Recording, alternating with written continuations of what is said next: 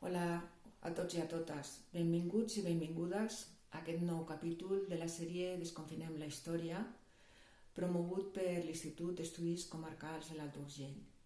La xerrada d'avui es titula Arfa, el Fuenteovejuna català. He articulat aquesta xerrada en 3 apartats. En el primer d'ells parlaré molt breument de Fuenteovejuna, de la seva significació. En el segon explicaré els esdeveniments d'Arfa de 1615 a 1616 i acabarem amb una conclusió general. Bé, jo recordo que quan estudiava a l'institut l'obra de teatre de Fuenteovejuna de Lope de Vega, em va semblar heroic que la gent del poble, cansats de la tirania del comendador, s'aixequessin en armes, anessin al seu castell i l'apedreguessin fins la mort. I em va semblar encara més significatiu que quan la justícia torturà durant l'interrogatori a aquesta gent per esbrinar qui era el culpable o quins eren els culpables, es va trobar sempre amb les mateixes respostes.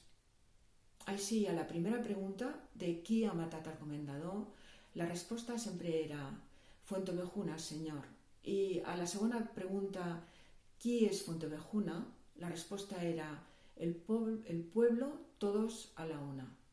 Evidentment, estem parlant d'una obra de teatre amb un final feliç i acaba quan els reis van a la localitat, s'informen dels successos i beneixen aquesta sentència, no? Beneixen aquesta justícia particular executada entre tot el poble, tots a l'una.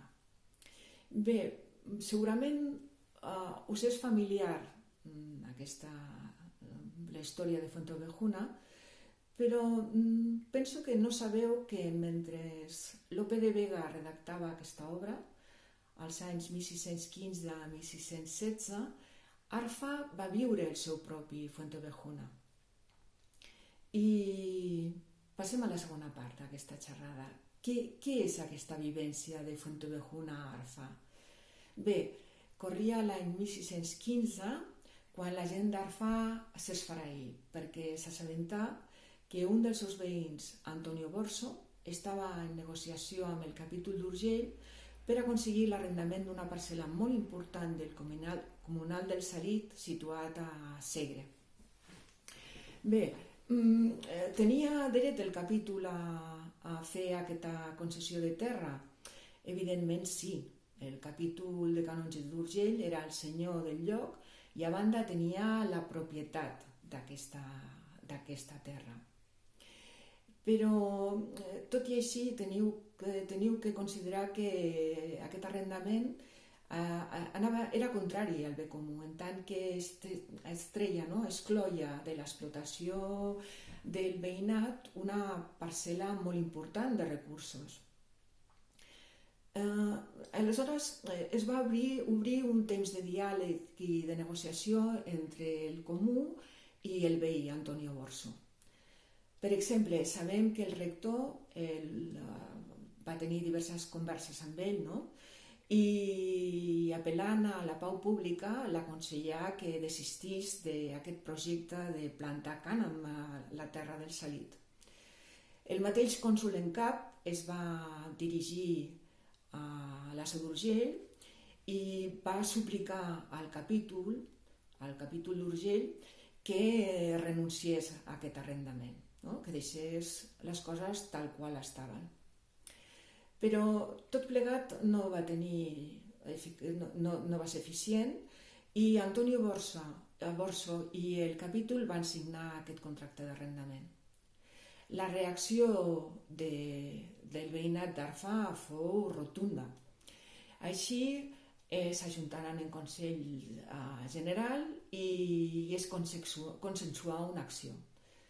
El batlle, Cerny Torner, amb un grup de gent armada, es dirigí a la parcel·la arrendada i ordenà a Antonio Borso i als 3 jornalers que estaven treballant allà que deixessin les eines i que marxessin, que ho deixessin córrer.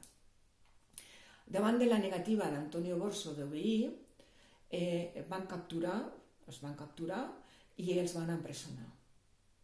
Antonio Borso, tot i així, va ser autoritzat a desplaçar-se fins a la Seu d'Urgell per donar compte al capítol d'aquests successos. Bé, és evident que el poble d'Arfa s'havia enfrontat directament al seu senyor feudal i que havia d'haver una reacció per part d'aquest, evidentment. Quina va ser la reacció del capítol? Doncs va ser enviar el canonge Vilarrupla amb una banda de gent armada que es va desplaçar fins a Arfa, va convocar allà tots els veïns i va capturar a dues persones que suposo que devien ser molt significatives, no? En l'acte de captura d'Antonio Borsa i els jornalers que estaven treballant amb ell. Aquestes dues persones foren Joan Bossa i Bartomeu Manyagues. I a més, amb pena de 50 ducats, que en aquell moment era una fortuna, va ordenar el canonge Vilarrupla al batlle i a tots els allí presents que el seguissin. Clar, la pregunta del milió és: la gent d'Arfa va baixar el cap? Van obeir les ordres? I la resposta és un no contundent. Sabem per un testimoni, un tal Pere Giberga, què és el que va succeir. Diu: a l'ordre del canonge Vilarrupla respongué tot el dit poble que allí estava plegat que s'apel·laven, és a dir, es negaven a obeir perquè consideraven que era contra dret. I continua dient: ningú dels capturats ni dels demés obeiren dit manament. Així doncs, el canonge Vilarrupla va abandonar Arfa amb la gent armada sense cap presoner. I aquest fet obria una guerra oberta entre vassalls i senyors. La reacció del capítol de canonges no es deixa esperar massa i ordenà la presó i captura d'11 barons d'Arfa. Aquests 11 barons eren Saturní Torner, el batlle, Pere Joan Bernadí, Causanillas, Joan Hereter, Tomàs Gordiet, Joan Barcelona, Jacob Gensat, Baptista Busquets, Francesc Joval, Andreu Lirola i Miquel Escales. I els acusà d'usurpació de la jurisdicció, conspiració i amotinament. 3 delictes que penseu que estaven tan greus que estaven penats amb execució pública. Com finalitzar aquesta història? Aquesta història finalitzà com gairebé totes, amb un perdó general. Però aquests perdons generals tenien uns protocols, no? Primer de tot, la vila, en aquest cas Arfa, demanava el perdó al seu senyor i feia un acte de submissió.